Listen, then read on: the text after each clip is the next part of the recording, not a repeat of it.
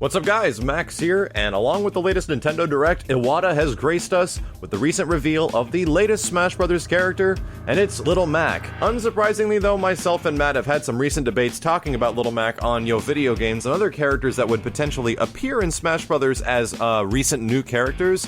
And Little Mac was just one of them, and I was like, he's gonna be in the game, it's very obvious. There's a ring, there's a giant, boxing ring of some kind. It can't be a wrestling ring because there's no wrestling characters in the Nintendo foray, so yeah, Little Mac's here, it's official, and what I wanted to talk about is a little bit about his gameplay styles and the stuff that they revealed in the trailer, because there were some very specific things that they were showing off about Little Mac, and let's talk about that right now.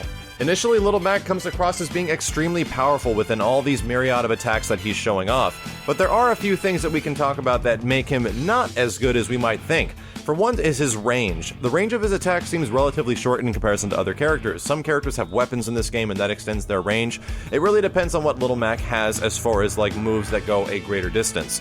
Now, I'm not the biggest Smash Bros. Pro, but there are a lot of other things about him that are very similar to other fighting game standards. A lot of real fighting gamey things that they've seemed to put in with this character that I'm kind of excited for, and he looks like a blast to play along with his animation styles. The first one is armor. A select amount of his moves that they showed off in the trailer actually have armor and soak attacks on the way through.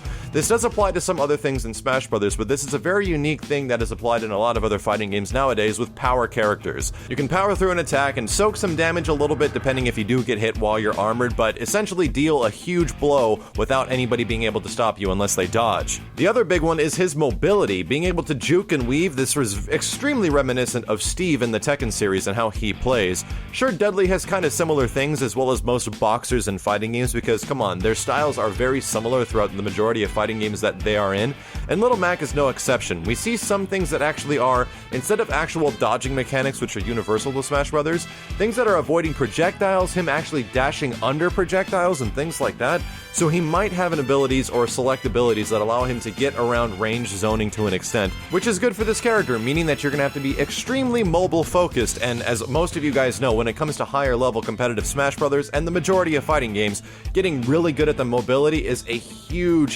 tell that this guy really knows how to play a game. Little Mac also has a counter move that soaks an attack and retaliates. This is not alien to the Smash Bros. Series though, as several characters throughout the Fire Emblem games that have appeared in the Smash series do have counters, so this isn't too odd, but it's just interesting that he has something similar to other characters.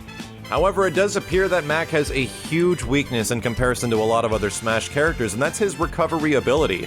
Recovery in Smash is extremely important depending on the angles of your recovery and how far the distance actually goes, and they actually show a specific example against the Wii Fit trainer that Little Mac goes off the edge and has a very difficult time recovering. This most likely means that Mac is going to be very dominant in the ground game, very dominant in the ring itself on platforms, but when it comes to getting back onto the stage, it's probably going to be a difficult thing. He might be able to get KO'd pretty fast depending on how much his stock is up.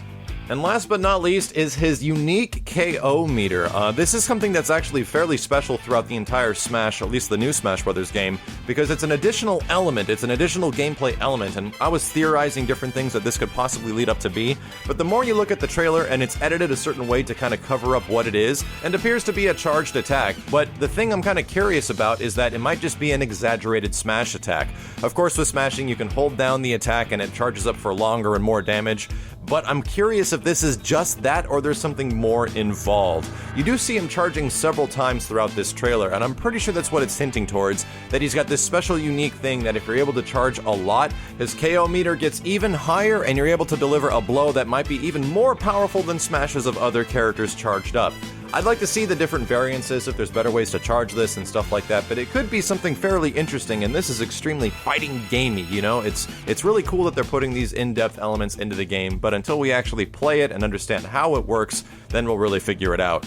Overall, I was pretty impressed with how Little Mac looks, animates, and sounds. Between all the stuff that's happening in the game right now, I think that this is one of the more interesting characters. There has been a lot of newcomers that have been announced, there has been a lot of existing characters that are coming through, and there are some that I'm really excited about, like Mega Man and Marth and stuff like that. But Little Mac, it just looks really cool, and going for this character is kind of a risk for Nintendo because, in all honesty, Little Mac as a character doesn't really have any popularity outside of the States. I mean, it's a really big game out all over the world. Everyone knows about Mike Tyson's Punch-Out, but when it comes to this game and its popularity as a franchise, I don't think a lot of like the Japanese community, especially folks that grew up with Nintendo in Japan, really know of Little Mac as being a big character.